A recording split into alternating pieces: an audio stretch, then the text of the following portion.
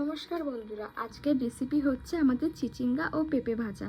আপনারা তো চিচিঙ্গা ভাজা অনেক রকমভাবেই খেয়েছেন, আজকে একটু আলাদাভাবে দেখাবো। আমি চিচিঙ্গা আর পেঁপেটাকে ভালো করে আগে থেকে ধুয়ে নেবো। ধুয়ে নেওয়ার পর আমি চিচিঙ্গাগুলোকে কেটে নেবো। পেঁপেগুলোকেও আমি ঠিক পাতলা পাতলা করে কেটে জলের মধ্যে ভিজিয়ে রেখে দেবো। তারপরে দেখতেই পাচ্ছেন কতটা আমি পাতলা করে কেটে নিতে হবে, একটু পাতলা করে কাটতে হবে, কেননা পেঁপে সেদ্ধ হতে একটু টাইম লাগে।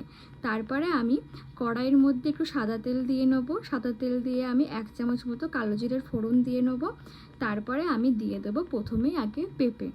এটা ভাজা হতে অনেকটা টাইম লাগে, তাই জন্য এটাকে আমি আগে দিয়ে দিয়েছি। আমি ঢাকা দিয়ে দিয়ে ভাজাগুলোকে করে নেবো, এতে তাড়াতাড়ি খুব সেদ্ধও হবে আর মুচমুচে খেতে ভালোও হবে। আমি ঢাকা দিয়ে নিয়েছি।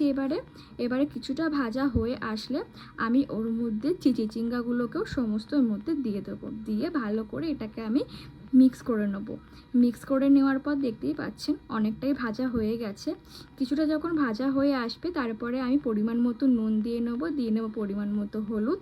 তারপরে আমি দিয়ে দেবো আগে থেকে কেটে রেখেছিলাম পেঁয়াজ আর 3 থেকে 4টে কাঁচা লঙ্কা দিয়ে ভালো করে আমি এটাকে মিক্স করে নেবো।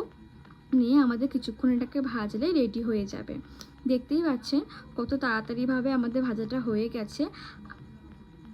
অবশ্যই আমার চ্যানেলটাকে সাবস্ক্রাইব করবেন, লাইক করবেন, শেয়ার করবেন, কমেন্ট করবেন আর জানাবেন কেমন হয়েছে।